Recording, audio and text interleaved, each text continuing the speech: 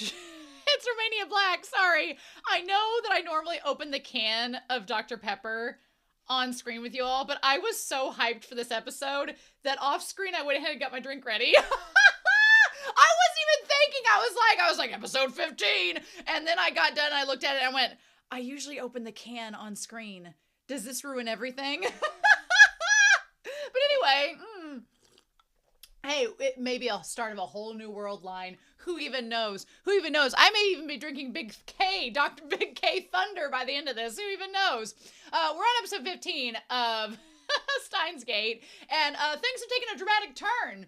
As last episode, Amane revealed that they are John Teeter, or have been posing as John Teeter.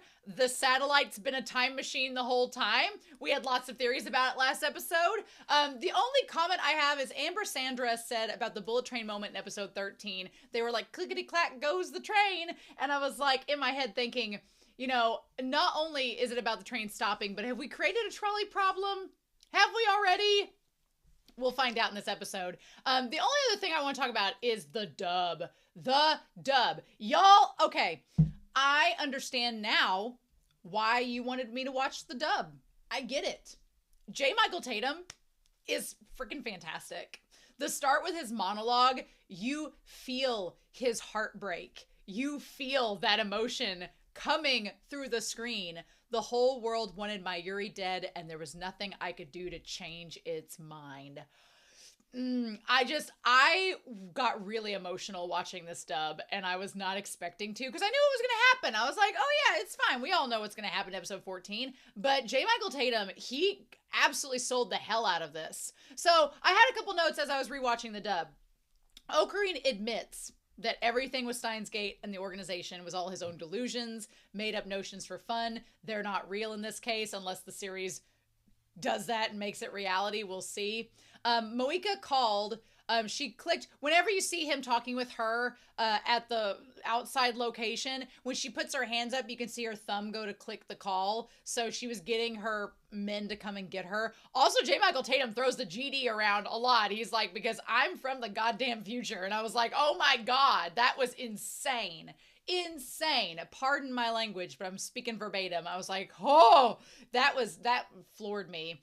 And then Moika says, FB is the only authority I'll ever listen to. It's my everything. Who is FB? We don't know. We still don't know. Here's the thing, though. Moika wanted to know if Okarin was John Teeter, going back to the episode, saying, so she's been looking for Amane this whole time, which is insane. And they both were looking for the IBN 5100, which kind of aligns with like our discussions early on in the series. But that's what Teeter was wanting, to stop CERN in the past. So potentially all this is wrapped up in finding this computer to stop whatever's happening from happening. So then what does Amane know about Okarin in the future? If she's helping Okarin out, how is that benefiting her? She clearly is here for a reason. What does that have to do with her dad? I have lots of questions. But this line here, I literally teared up at J. Michael Tatum's dub whenever he's in the car begging Moika and her men not to go and do what they're about to do. When the last line he says is, please don't kill my friend. I got emotional watching that and I teared up and I was like, oh, J. Michael Tatum, just his entire dub in this episode, in the series altogether so far, but in this episode, perfection. No crumbs, no flaws, nothing. Absolutely amazing. And then we cut to the scene where he's about to throw the time leap machine like headset down and destroy it. And as Kurisu is telling him not to, he has this like little giggle where he's like, and it's like a crazy giggle, like an off screen, like laughing breathlessly because he's just lost it. Oh, insane. Insanely good. The one thing that I do maintain, and it hits harder for me in the dub, is when Okarin is talking with Ruka and he's just running through things being like, yes, I know this is going to happen because I've seen it 1,000 times at this point. It really sucks because Ruka cannot understand what's going on and she doesn't know why Okarin is being the way that he's being. And he's just dumping on her all this trauma. And it's just really sad. I still feel really bad for Ruka during out this entire scene. So yeah, the Kurisu and Okarin moment, his breakdown about how his actions have led to Mayuri's death, it's just so sad. Okarin notes that she was going to quote Heidegger to him, meaning that that conversation itself is similar to one that they've had before, which again, heartbreaking. And then Amane, the thing is, when they go back to after Kurisu and Okarin have their conversation and she does the thing to cheer him up, they're doing all the stuff with the time leap machine, and Amane's just sitting there eating pizza. And I was like, does she really not know what's going on, or is she okay with letting it get to this point? And I was questioning whether she was having a more sinister or ulterior role in all this. But then later, after they use the time leap machine, she hears them in the diner, and that's when she kind of springs into action. So I'm like, maybe it's not as sinister as I think it is. But I don't know. My instincts have been a little on for this series, so who knows? We'll see. And then whenever Kurisu, she's like, I won't remember that you used my actual name. Shame. It might go a long way in endearing you to me. Oof. Well, who knows, girl? Maybe you'll still end up getting endeared to him anyway. Who knows? But can't go back now. Can't change that. And then whenever Amane is talking about how to get from the alpha track to the beta track, that's how she refers to the world lines in the dub, she says you have to have enough force to derail an alpha track to a beta track. So again, clackety-clack goes the train, where the timelines are different. Very different than futures in most other timelines. So again, going back to that train thing, clackety-clack goes the train. Are we going to get off this track and go to another one? What's the problem with that? Is it all just a trolley problem? Who even knows? All I know is that this episode, I've been really looking forward to it and am excited to see what goes down. But because I'm so excited, I did not open my Dr. Pepper on screen. So y'all have to just, it's regular Dr. Pepper. I figure we might as well go back to the beginning at this point, right? I found a classic lying around the back of the fridge and was like, we're just going to go back to the original. I've been noticing that my brother, when he comes over to take my dogs out while I'm at work, he usually like sneaks out a drink out of the refrigerator, which is fine. But he's been sneaking out the Dr. Peppers and he's been leaving the berries. So I'm eventually going to run out of regular Dr. Pepper and cherry and cream, and I'm going to be left with just the chaos berries. And if I'm left with just the chaos berries for episodes 20 through 25, because I'm not buying more, not till we get through this season, it's going to be a wild ride. But we're just going to wait until that moment happens. We're not going to worry about it. So anyway, I've talked enough. Thank you all so much for your comments, for your kind words, for the Discord, for everything going on in there. It's so much fun, and this series has me on a ride, but I could not wait to get to this episode. I need answers, and I need it now. So, in any case, we're going to get started here. Thank you, Amber Sandra, for the file for episode 15. We're going to start episode 15 of Steins Gate, and we're going to do this here in 3, 2, 1, and I'll see you all on the other side.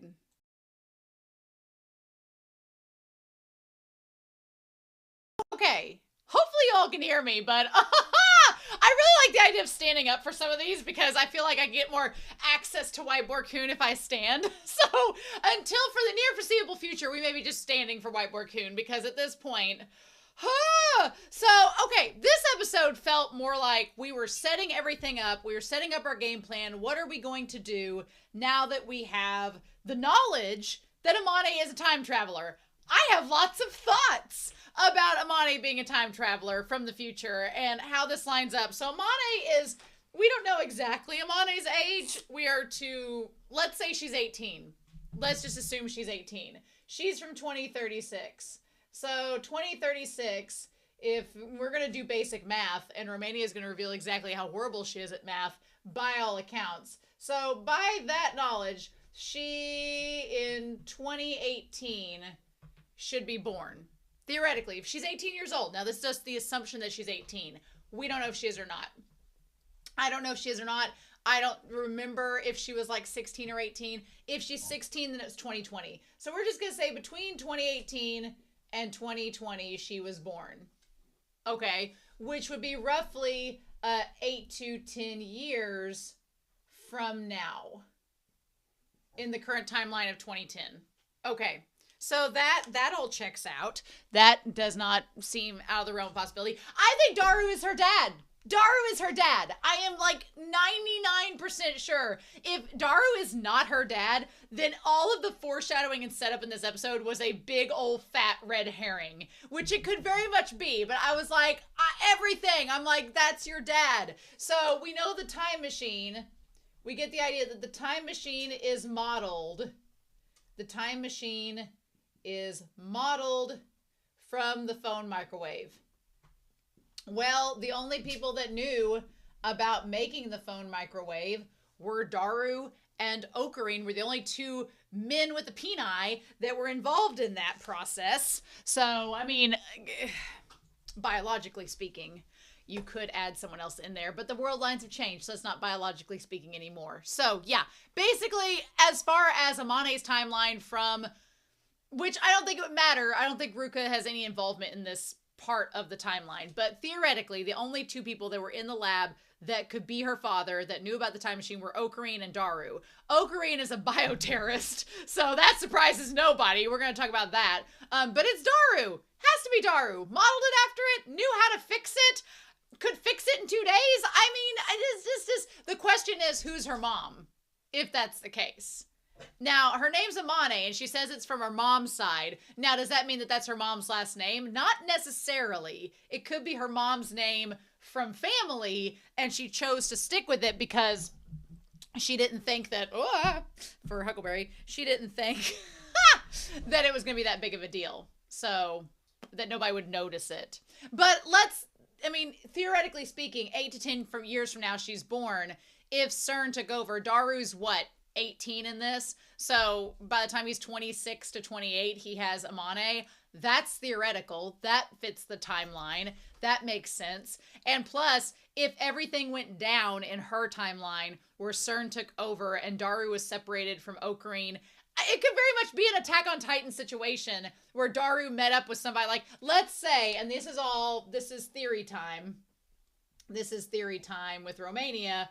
I think that Daru is Beryl Teeter. I think that he's Beryl Teeter. I think that that fits the John Teeter thing. He's a big nerd with the time travel, so that fits that. He has kind of a barrel-shaped body, so that fits that. The time machine is barrel-shaped, so that makes that. It looks like a satellite, but the satellite's a barrel, so that fits all there. And so Beryl Teeter makes sense.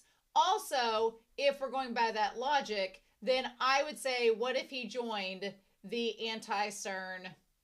If he joined the anti-CERN group, and let's just go all Attack on Titan with it, and he met his wife at the group. Let's just say that. If you've watched Attack on Titan, you know what I'm talking about. So let's just say he met his wife at the anti-CERN group, and then they got together, she had Amane, and we went from there. Okay.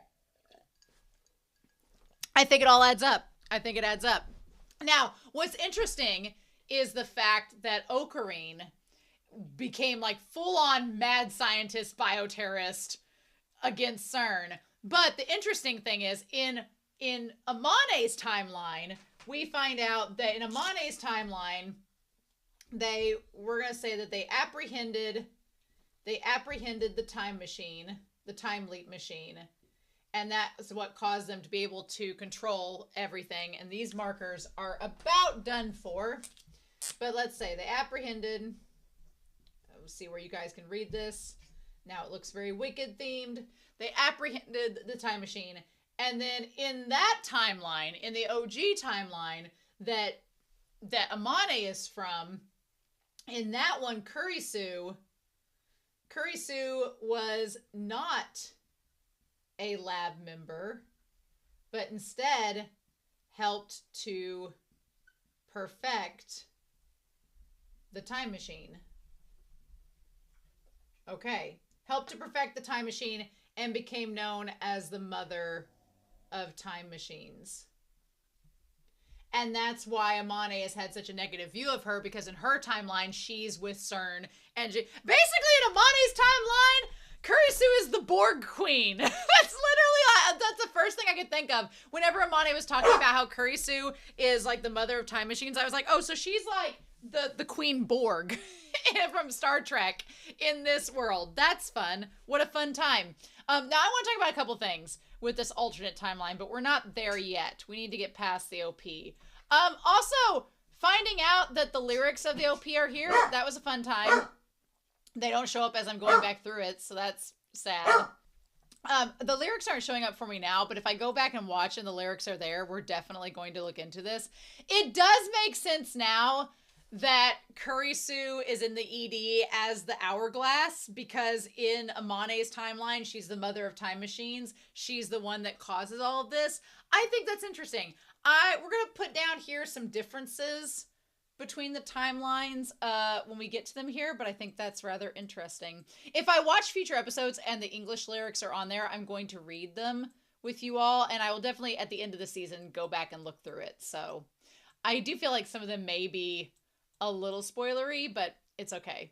So the missing link necrosis. Well, the missing link refers to like Lucy and the dawn of man, and like what's the connection between monkeys and humans. So what's the genetic missing link? And I feel like here it's like, well, who's Amane's dad? I think it's Daru. So we could be looking at that, but also the missing link could be referring to the linking of what do we need to get the future changed by, and it's the time machine. That sun, that damn sun is like the sun in Super Mario Brothers 3, you know, the one that like zooms around and tries to kill Mario. That's what that sun reminds me of. And it literally is the same sun that we saw like Mayuri reaching her hand up to at the start of the series. So Amane gives us her backstory. In her backstory, she basically is Princess Leia from Star. Instead of the 2 twin buns, she has 2 twin braids, but she's basically Princess Leia from Star Wars. She's like, CERN had control of everything. They're basically the Empire. It was a dystopia. The people were stripped of their freedom and lived as if they were already dead. Anyone who stood in opposition was slaughtered. And so, yeah, basically as CERN is killing the resistance group, we see them out, and she's like, I was a member of the resistance that fought to free humanity from CERN. But that didn't go over as well as planned. So, as she got out, she's like, she got to the rooftop, used the smoke bomb and the grenade, the flash bomb, yep, and the grenade there, and got to the rooftop where, and the fact that it's the rooftop of like where the time machine was, I'm like, it just all seems like it's too coincidental, right? And she's like, I made it. I boarded a time machine that my dad left me. And there's the butterfly. I mean, when she looks up at the screen, I'm surprised it didn't like click earlier. But again, we didn't know for sure that Amane was a time traveler, so it didn't click to me. But like her hair, her eye color, her eyebrows, she looks like Daru. And I'm like, oh, it all adds up. Even the time machine. Okay, the time machine having the ball on top of it kind of looks like a metal Oopa in a way, but also I'm like, or maybe it's not supposed to be a smiley face. It looks like a smiley face at the top, which I thought was kind of kooky, but I think that's just a ring around it. It's not an actual smile to change this dying world. So we find out that her dad left the time machine. The time machine. Her dad left it to her. So, but then when she boarded it, her idea was that she wanted to go and get inside and go back and change the past. And she looked to what it was set at. And she saw the pin that was left to her from him. We're going to go back to that pin. It looks very Capsule Corp. It made me think of Dragon Ball Z. So, she was supposed to originally go back. The OG was to July 28th, 1975. But she changes it to, and it says FG204. Interesting.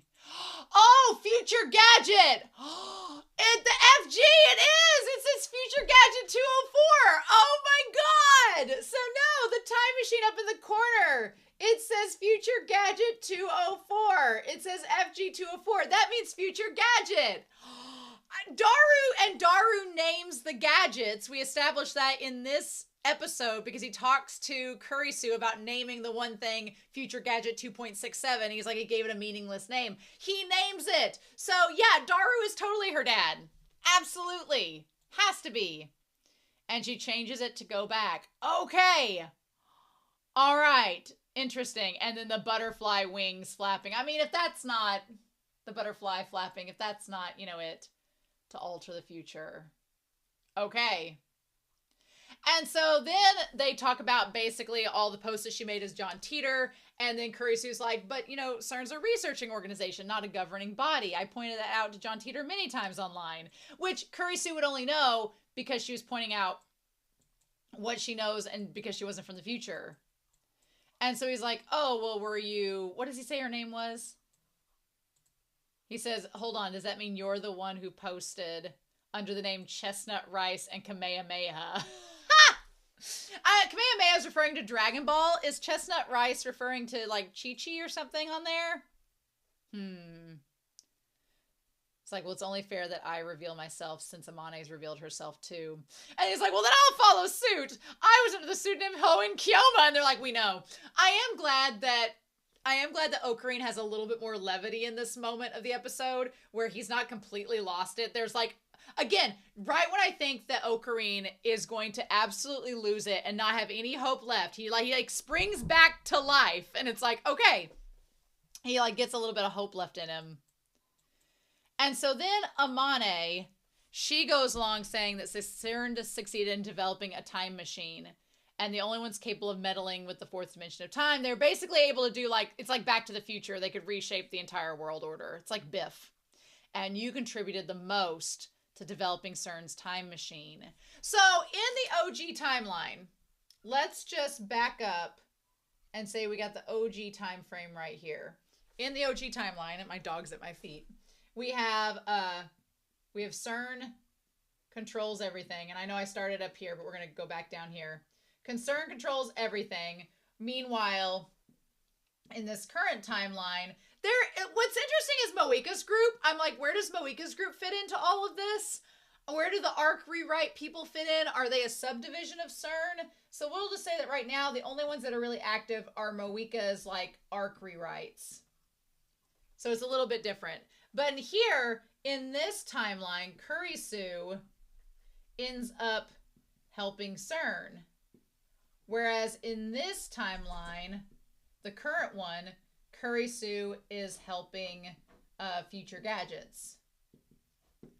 I said this a little bit last episode, and I genuinely mean it in this one, but I feel as if Okarin has kind of created his own paradox. He's created his own thing. Whereas if we're looking at it this way, she's helping Future Gadget because Okarin not even saved her, because Okarin got her involved in episode 2. And the only reason he got her involved is because he was there during the satellite. Okay, he was there during the satellite incident. We need to back up. I need to get another marker. We're going to back up for a hot second, and we're going to go through this because this is a little more complicated than it seems. So we had the idea that, okay, we're going to put down here that this was the day that Okarin... Okay, because what specific day did she go back? Did she just change it to July 28th? Okay. I want to go back and double check when she changed it to. Because she changed it in there July 28th, 2010 at 11:50.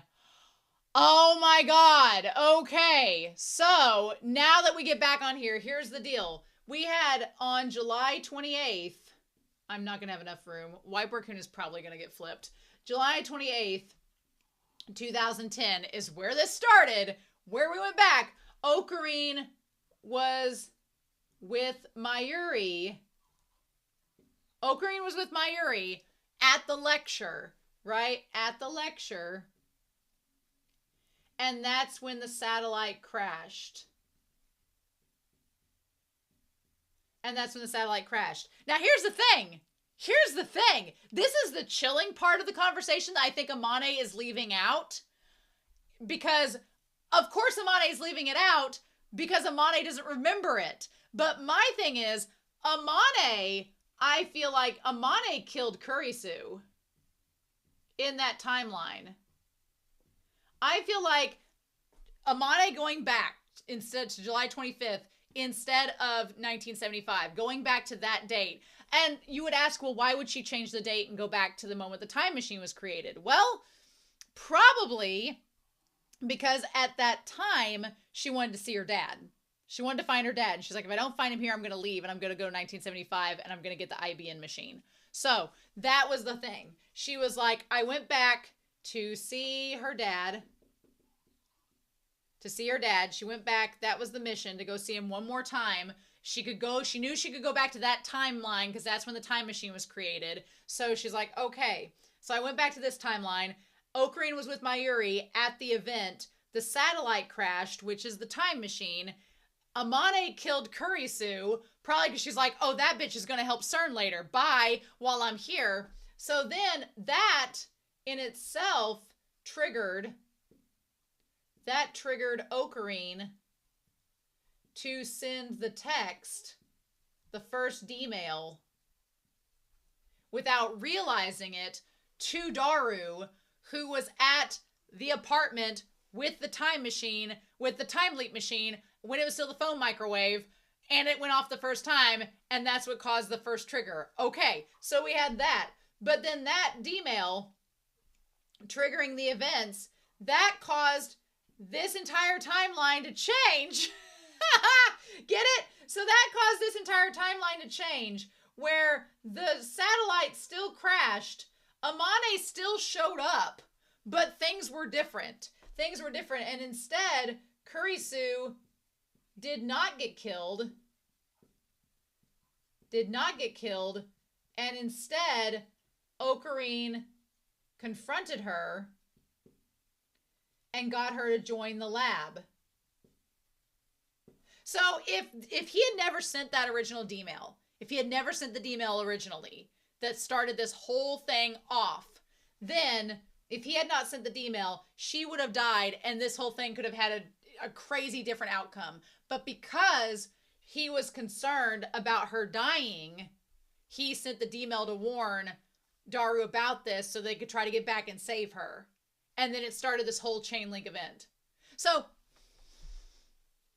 Okarin has essentially created this entire fixed loop of events because of that first D-mail he sent that just happened to go at the right time, the right place, everything aligned. In fact, also, that's kind of insanely romantic that he ended up altering all of time to save her, which is crazy. So, but also in doing that, also sealed Mayuri's fate. So that's the thing. If they're going to go back and look at what triggered and what caused all this to go down, it's the fact that he saved Kurisu from dying. That's why she's the hourglass. She's the thing that started this whole thing. She's essentially, if he doesn't save her, she's going to go with CERN and create the time machine and create the dystopian future. But if he doesn't save her, oh my God, if they didn't alter things in the past the way that Amane has, she would have joined CERN, they would have created the time machine, and they would have created the dystopian future. But now, Okarin has created a time loop where because he saved her life at the beginning, Mayuri has to die in her place in this timeline. So the only way they may find out to go back and solve all this is to go back and Kurisu has to die. And the mother of all time machines is gone. Because really, if you think about it, because she joined up with Okarin, because she joined up with him, that led to the time leap machine getting created, because she's the mother of time machines. So if this leads to some really dramatic ending where Okarin has to sacrifice, or she has to die in order to prevent Mayuri from dying, that's going to get crazy. That's going to get crazy. But that all really started because of him. So that's all what's led to this moment. And then what ended up happening from there is that along the way, we had Moeka show up. Moeka got involved because she wanted the IBN 5100. So then my question is, why does the ARC rewrite people want the IBN 5100? Are they getting it for CERN so that CERN can't be stopped? Is that what this is about? I feel like that's what it's about on their end. But then we have that we also used it for Ferris, and that changed the locale and changed the location, which didn't have the Moe culture. So I don't know if that's altered Amane's future as well already. You would think that that would have like a big step into it, but I don't know. And then we had the idea that, okay, when Amane was going to meet her dad, she was going to meet her dad at the meetup for the forum, because she's been in the forum as Teeter, wanted to meet Beryl Teeter, so she organized the meetup, but then he didn't show up. But what if he did show up? But what if Daru was at the forum? Daru was at the forum! He was there, but she didn't know him as her father. Because she doesn't go by his name. He just went by Beryl Teeter. But if he was there, only he was there as Daru Ishida. Okay, all right. So she was going to go meet her dad.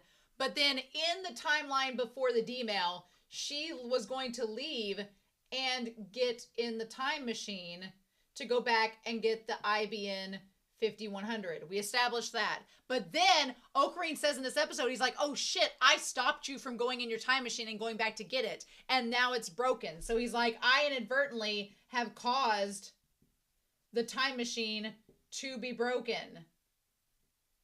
But inadvertently, because it was broken, it's allowed her to possibly meet her dad in this timeline as he's fixing said time machine. Oh my God.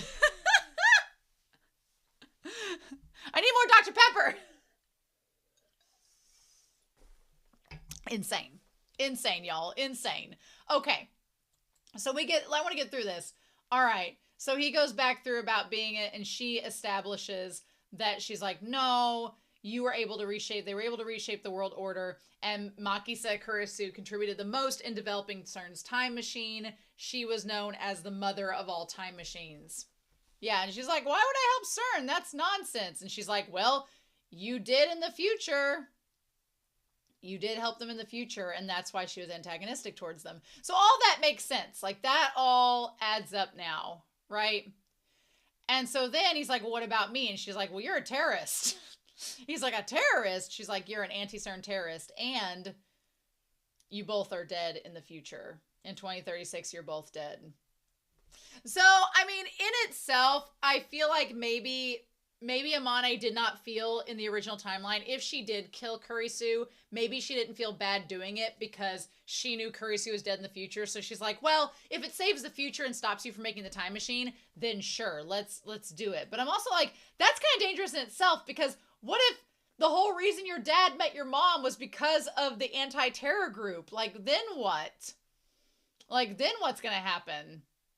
So Okarin being dead, I'm not surprised by, because if he founded the group, I'm not surprised about it. And so then her whole thing is, she's like, I'm going to the past to change the future. I'm going back to the year 1975 to get the IBN 5100. They succeeded in developing a time machine because of the one built in Nakibara in 2010. Okay, so originally there was a time machine built in the OG timeline, and that was because of it. So it was because of the time machine. Now, the thing is, the time machine built in 2010, is that when Mayuri died in that timeline as well? And then Okarin went off the deep end and created the anti-terror group and created the organization, the anti-organization? She's like, yeah, the phone microwave was made then. They used a global monitoring system to gather any and all information regarding time machines. And Okabe Rintaro, I think the first D-mail you sent set off their system.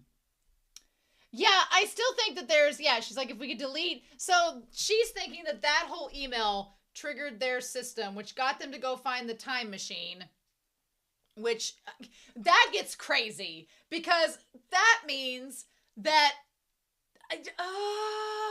but he wouldn't have sent that first email if you hadn't gone back and crashed into the building. So y'all are creating your own manifest destiny, what's going to happen. So how would CERN have known about the time? I guess even if she hadn't crashed into the building with the satellite time machine, eventually Okarin would have sent a D-mail that would have eventually triggered CERN's CERN's monitoring system. So she just triggered it before it may have happened in the original timeline.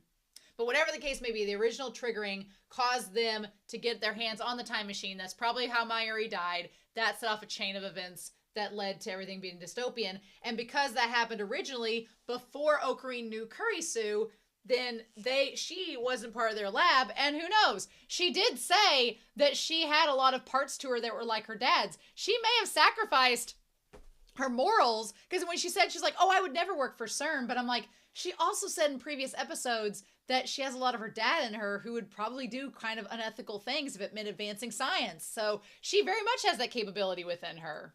Yeah. She's like, if we can delete the email from CERN's database, then we can stop them. It will change the future. So our whole MO is that now we need to delete the D-mail from the database. Delete the D-mail from the database. And the only way we can crack into the database is with the IBN 5100. Now, don't think I've not forgotten back in episode 1, whenever Kurisu came around the corner, she's like, oh, you told me to watch out and be careful, like this version of you, and I don't understand. When did that happen? What's up with that? We're going to go back to episode 1 by the end of the series. I'm sure we will, but I'm like, So we think if we can get the IBN 5100, then we can change. We'll move to a beta world line where CERN never completed its time machine. Okay, and this is the crazy thing. Okarin's like, will that save Mayuri?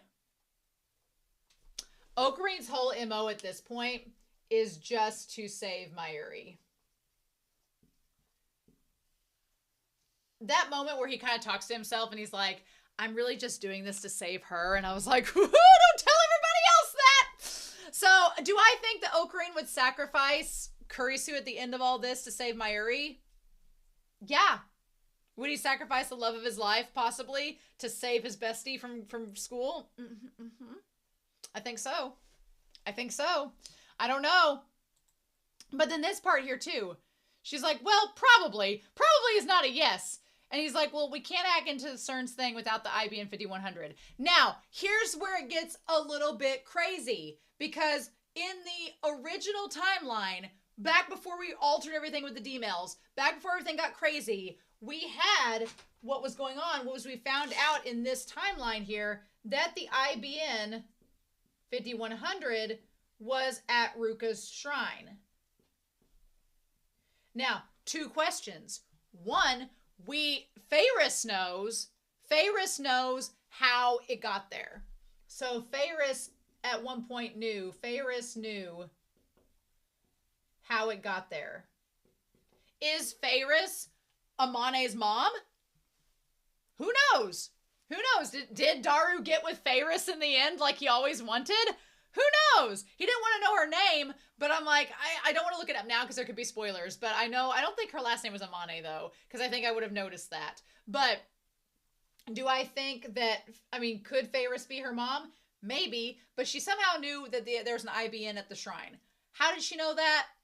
We don't remember. And we can't really go back and ask her now because it's not there and wasn't there and the dad doesn't know either. So it's like, Then there also is the possibility that did Amane go back and get the IBN sent to that location for Okarin to find? Because she says here she wants to get the IBN 5100 in Okarin's hands for that to work. She's like, my mission is go 1975, obtain the IBN, and get it into your hands. Which I feel like the original timeline was trying to do that. But like, if we created this loop where that's no longer possible, I don't know.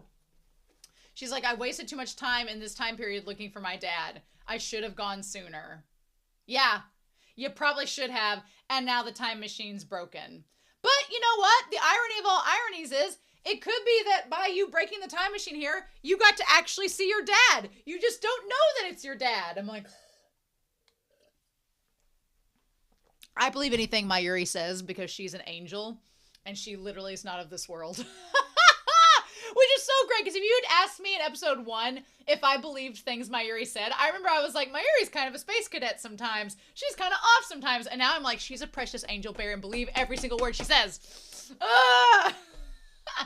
So Okarin does his usual, like, mad scientist ruse to get the guys to get away. Yeah, it says Future Gadget 204 on the side of it. Oh my god, I am living. Okay, he's like, I'm on an assignment to thwart an organization plot. I wish I could read that tiny little wording on the side of the time machine. What does it say? It says second ED. Does it say second edition? Like the second edition time machine? Bitch, what? Bitch, what even? I want a close-up of him by it. Damn it, we don't get it. Damn it, damn it, damn it.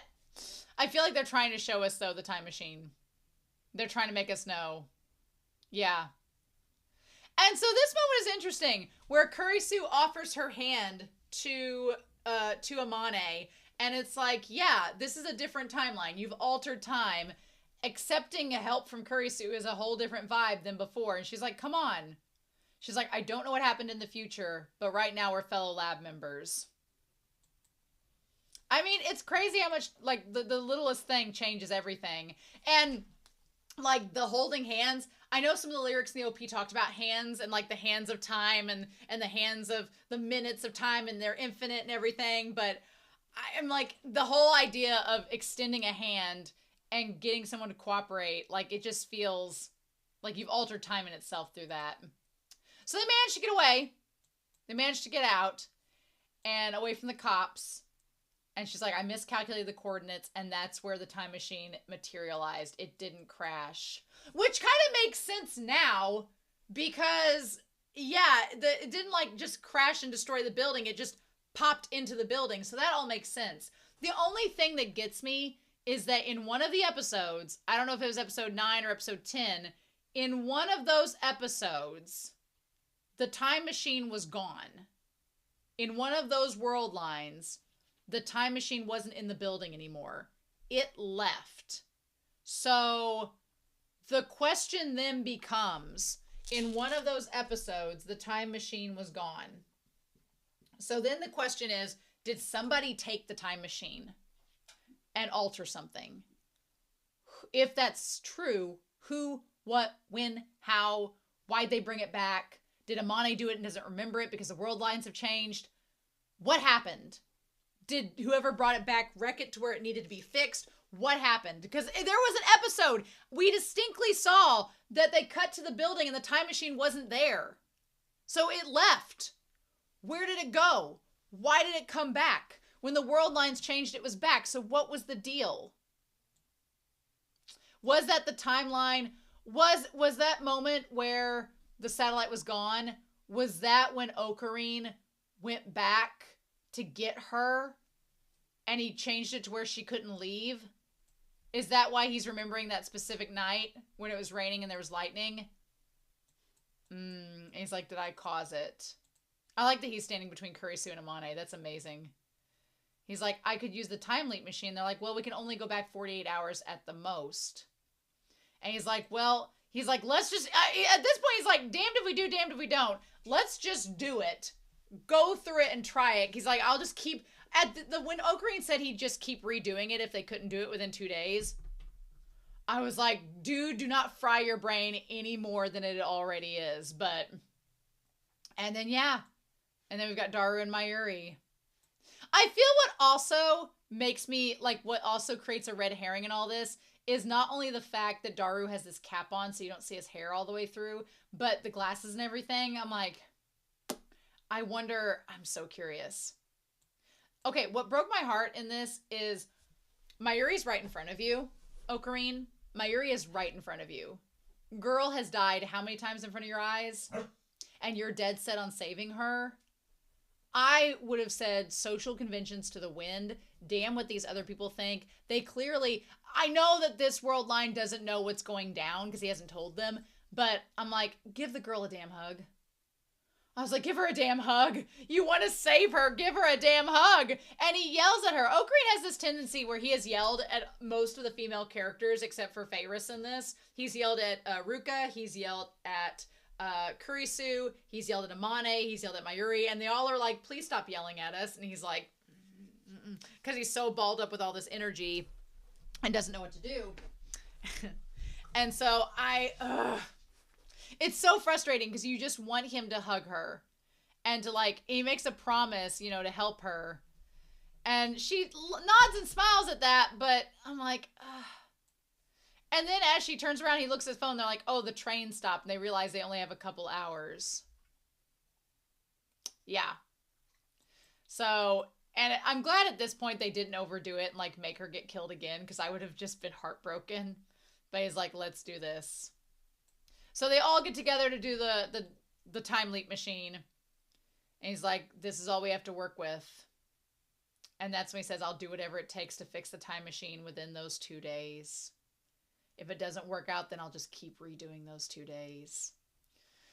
Oh, and then he says to himself, I don't think he said this out loud. We don't see his lips move, so I think this was to himself. This isn't about saving the world. This is about saving Mayuri. So here's our little mini conundrum in all this. Okarin's like objective is to save Mayuri. Amane's is a similar objective. She wants to save somebody that I think she theoretically wants to save her father and her mom and her family and the people she cares about. But her thing is about saving the world. The world is going to be affected by this future. Okarin doesn't give a shit about the world at this point. He's like, I'm just trying to save Mayuri. And I'm like, at some point, the decisions they make, if they have to choose a certain route to get a certain result, and Amane's like, hey, we can save the future. We just have to, sacrifice Mayuri. And then Okarin's going to be like, nope. Here's my conundrum. Here's the problem I think we're going to face.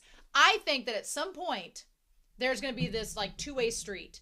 And it's going to be either we can sacrifice Mayuri, change the future, or, and that's what Amane wants, or it's going to be we could kill Kurisu and not have the time machine get made by any of them, and then Mayuri stays safe.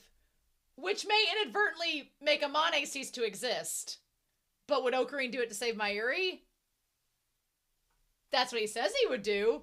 Would he sacrifice the two women in front of him that have helped him to save Mayuri? If you put that trolley problem in front of him, clackety clack goes the train, would he choose to save Mayuri over them? I think he would. I think he would. And that means, would he be sacrificing Daru's daughter's existence to do that? I think he would. I don't know. It feels like we're setting up that problem, and I'm like, I don't even know. So yeah, we're back to the 11th of August, and he gets the gang together, and he's like, he explains everything. I am glad this episode did not go through the details of, I'm glad they didn't go through the details of having to re-explain who Amane is and everything. I'm glad we just cut to them getting in the time machine. She's like, I don't know how it works. My dad's the one who made it. And she's like, well, we couldn't fix a time machine from 2036 with current tech. And Okarin's like, we have to try. Figure out something in 2 days, Daru. And he's like, why 2 days? And he's like, I don't have time to tell you all. Just make it work. He basically just becomes Tim Gunn. And he's like, make it work. He's like, I'll do whatever you ask if you do it in 2 days. And he's like, deal. I want to go on an all-day date with Ferris Tan. And he's like, I'll make it happen somehow. And he's like, there's nothing I can't do, so trust me. God, now that I see Daru up close, I see the hair sticking out of the hat and the eyes and the eyebrow. He is absolutely her dad. I can't believe it didn't hit me any sooner. I mean, we're going to find out eventually. I don't want confirmation in the comments, but we all know, right? It's just going to be confirmation. He's like, just get it done. Make it work. And he's like, okay. I do like that idea that Daru has this like go-to determinism when he's really pushed to it. And he's like, if I fix it, bring us back the IBM 5100 and an animation cell from the legendary 1975 Magical Girl series, Radical Girl Omid-chan. I want to know, I want to see about this. Radical Girl Omid-chan. Radical Girl Omid. Because Chan is just a title. Oh, okay. Limit Chan. It looks like something from Legend of Zelda. From 1973 to 1974. Okay. was, let me see what it's, I mean, I don't think I'm ever going to watch the series, but yeah. Okay. One, it says there's a daughter. I don't know if I want to spoil this for you all, but it involves cyborgs. It involves cyborgs and robots and some cybernetic powers. Okay, her secret is only known by her father and his assistants. Okay, cool. Interesting. Interesting. Wait. Magical Girl Oni-chan. Hold on. Wait a second. Okay, there is like a little robot with wings. We're gonna go back to something here in a hot second that is on here. The Radical Girl Omi-chan. I guess that's making fun of Magical Girl. He's like, have some self-respect. He's like, you have to complete the time leap machine. He's gonna fix the time machine. And then Mayuri's like, well, is it me or are you forgetting something? What about finding Suzu's dad? And she's like, don't say that your dad doesn't matter anymore. I know you use the machine because you have a mission and stuff. A mission and stuff, saving the future. She's like, but you also wanted it to see your dad, right?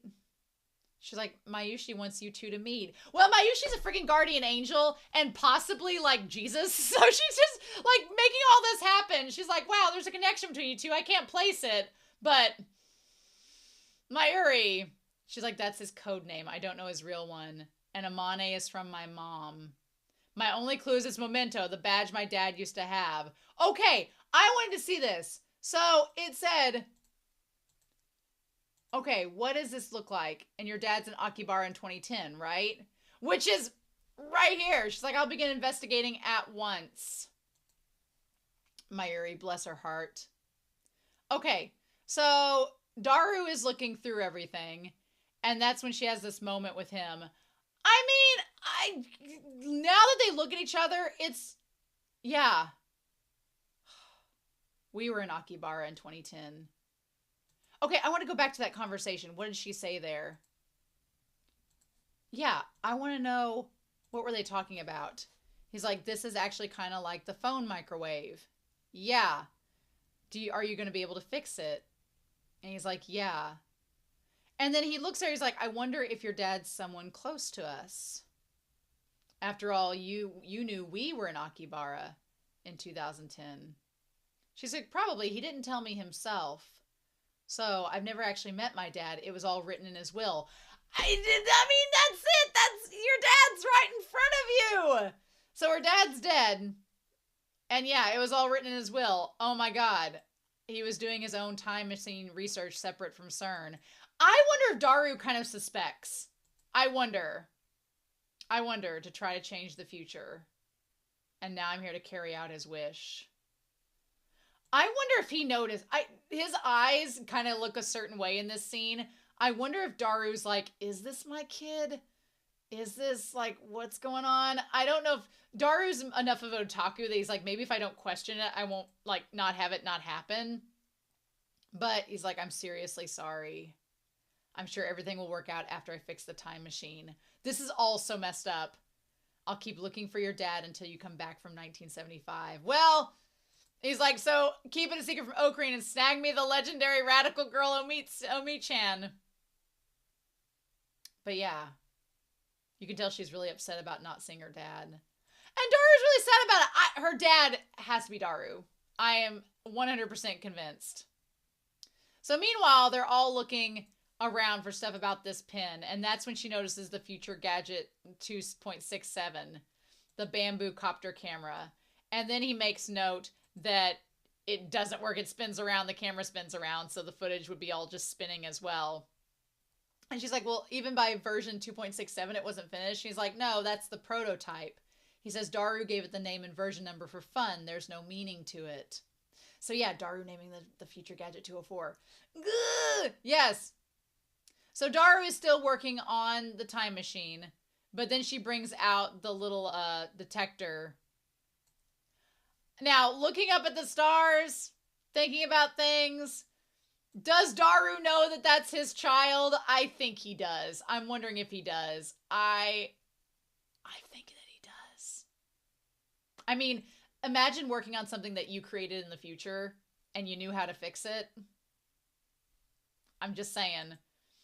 So she gives the little detector to him, the little detector saying that once we cross the 1%, we'll be able to switch to the other timelines. And she's like, I never met Okarin.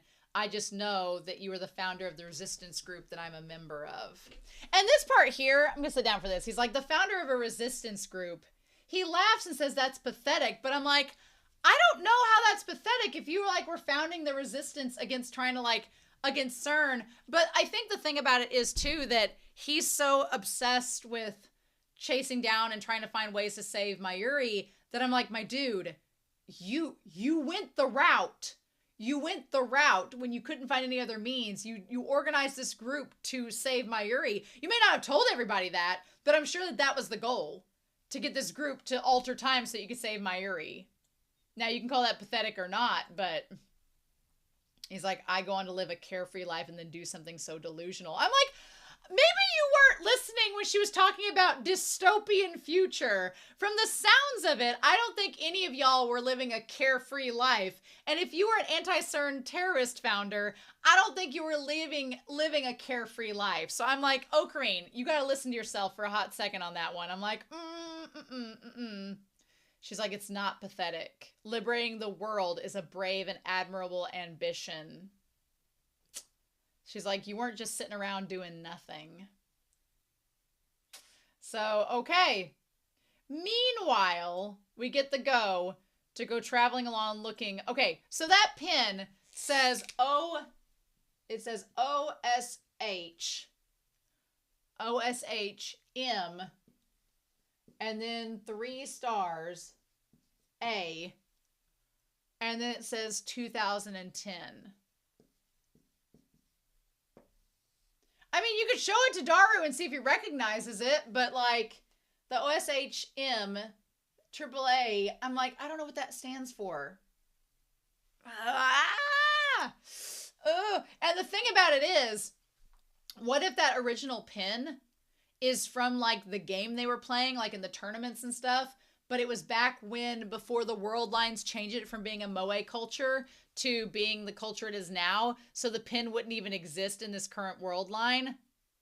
I don't know. I do like when he gives it to the dog to look at, or the cat to look at. That was funny. So, I don't know why Okarin gives this random guy in an alleyway with the pins his phone number, unless he's been giving it to everybody his phone number. Which, okay, but I don't know if I would have gave this guy my number to reach. I also don't know if I would go running blindly to go meet him somewhere. Seems like a trap. I don't know. That seems rather suspicious, but maybe I'm wrong. Also, I just got done watching an episode of Chihaya Furu where the characters of that series made some bad ethnic choices of judging people for their ethnicities and not realizing that they were from Japan or could speak Japanese, so that was a fun time. Also, I think Miyano Mamoru just getting to speak English. I don't know how it's going to sound with J. Michael Tatum doing it, but Miyano doing it is interesting. So yeah, OSHM, 3 stars, and then A, 2010. I don't know what that could be from. It looks like a cog and an arrow going through the, gear. OSHM. And then 3 asterisks and then A. I don't know. I don't know what that could mean. I'm curious. So, I also want to know who the FB is that Moeka is after. Is it connected to Barrel Teeter, 4 Barrel? Maybe is FB. I don't know if it's a code name as well. What if Moeka turns out to be Amane's mom? What if, oh my God, what if Moeka turns out to be Amane's mom in the future? That would be wild. I don't know if I believe that or not. Okay, also Mayuri making the little flyers about the person being kidnapped is actually hilarious. I want to go back and see if they put any, yeah, it says, hit the kidnapper with the justice hammer. The kidnapper is wearing this badge. He could be your neighbor. You may have passed by him in town. He could be lurking in your neighborhood. If you've seen him or know anything, contact the email address below. Girl. The problem is, if somebody thinks that they're a kidnapper, that might be a problem. Like, it was my idea. Mayuri's on a trek, on a mission. Okay. There is only one thing I want to know about this episode, and this series does it occasionally, and it hasn't bothered me until this episode. I was just like, but why? Occasionally, the animators make the conscious decision of when they do a transition shot that it is like on people's crotches. Has anybody else noticed that, or am I going insane? There have been several shots, specifically of Okarin's crotch, where it has transitioned the camera to that focal point, and I'm like, but why? But why do I need to see his groin when we transfer into a new scene or transition into it? But why? I was like, I don't know. It's just happened a few times in the series that I've noticed. And I was like, I don't understand what the point of that is. So they end up in the playground, for the record, where Daru and Ruka and Mayuri were before. They're in the same playground at the same play equipment that they were before. I want to make note of that. And then he like looks over in the bush and does his like get ready to defend against any harsh enemy, and it's Kurisu, who has her Dr. Pepper and everything. So yeah. They're like, let's go back and see how things have gone. So Daru is working on everything, testing it out. And he's like, for you. And he's like, you know, this work clearly calls for an ice cold, no calorie cola. I don't know if he was wanting like a no calorie cola instead of the Dr. Pepper or water instead. And they're like, can you repair it? He's like, yeah, I'll get it done. Daru's got serious skills. He seems so unhealthy and drab on the outside. And he's like, well, don't judge a book by its cover. I love that, but I'm also like, that in itself, I was like, it just, everything about this episode is screaming, he is your father.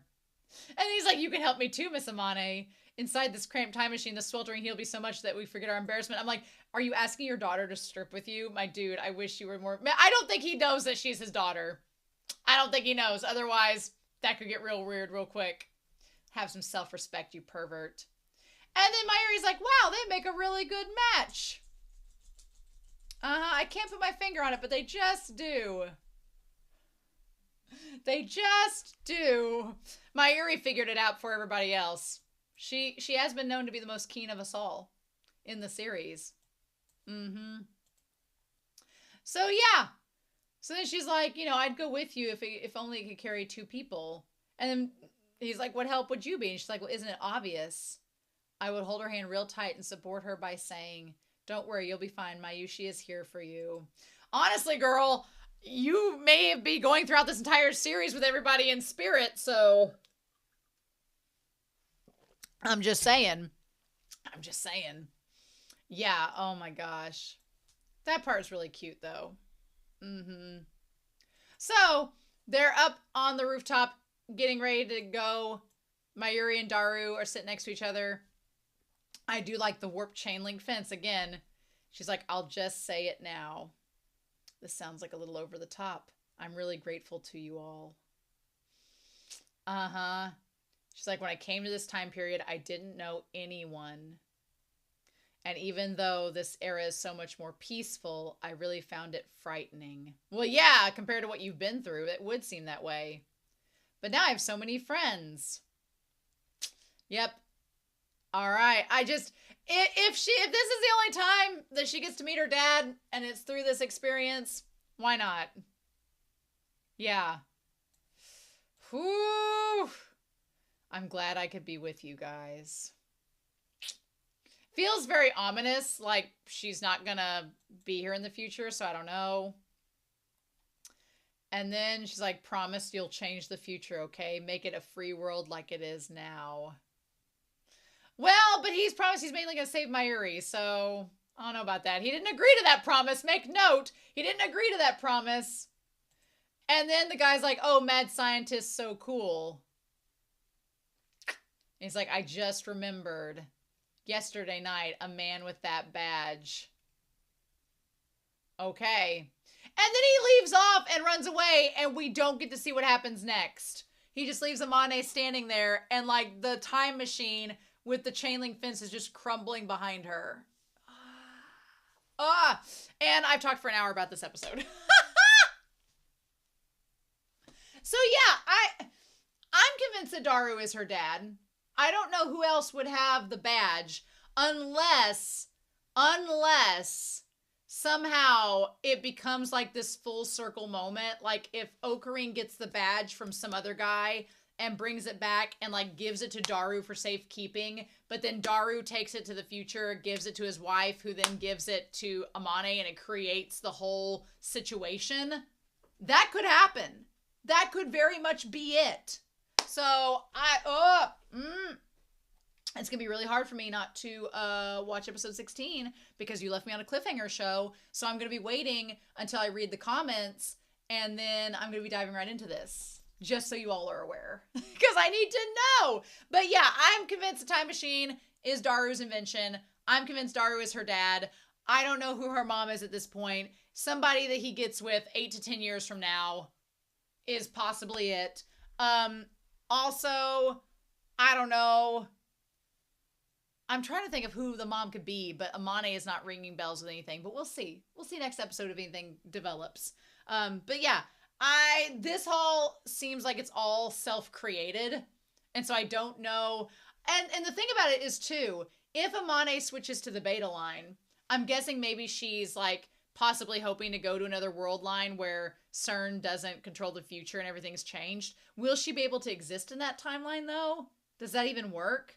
Would she exist in at all if CERN doesn't exist in its dystopian future state? So I don't know. And in the back of my mind, I'm like, okay, here's Amane's goals. Here's Okarin's goals. They kind of are parallel right now, but are we going to get to a juncture where they split? And I don't know the answer to that question. So missing link necrosis. And also if you think of like the decaying of the missing link being Daru, being her dad, is that going to get decayed and stopped if everything goes according to plan? Is it going to destroy her entire existence because Daru won't be able to be her dad? I don't know. But we won't learn any more until next week. So thank you all so much for listening to me ramble. I feel like I was a little unhinged this episode. I think it's because I got my Dr. Pepper ready before time. So I'm going to have to remedy that next week. Anyway, I hope you all have a wonderful week. I guess out of curiosity, before we leave, I want to go back to the villains tridecagon and just double check. Because we got to step 6 and 7 saying, oh. Uh-oh. So here's the thing. Step 1, contact from the future by unknown force. Step 2, gain time travel or related abilities. Step 3, learn of the great forces at play. Step 4, find an apprentice and manipulate them into doing your will. Yes, well, is Kurisu part of that? Step 4? Anyway, step 5, get into deep and dark side of your research or obsessions. That's been episode 12 and 13. Step 6, become a self-experiment in the research or obsessions. That's episode 12 and 13 and moving on. Step 7, split into different personas due to said experiments. I would say that step 7 of Okarin splitting into different personas, we've seen like crashed out Okarin, like a glimpse of it, but also we know that he has like terrorist Okarin, and there's Okarin that's like jokey Steins Okarin and whatever. So I would consider that to have been happening. And we also have the Okarin that believes in, oh yes, I'm saving the future, and the Okarin that's like, I'm just saving Mayuri. Here's step 8. Villain tricks innocent youth into becoming a pawn. We just had this big conversation up on the rooftop of Amane being like, thanks for helping us. I'm glad I'm helping you. And Okarin's like, yeah, sure. And she's like, promise you'll change the future for the better, right? And he doesn't get the chance to answer. Is Amane a pawn towards Okarin's ambitions to save Mayuri? Anyway, that's step 8 of 13 in the Villains Tridecagon, and I hope you all have a wonderful week. Please stay safe, take care, and yeah, I'll be back next week with episode 16 of Steins Gate. Bye!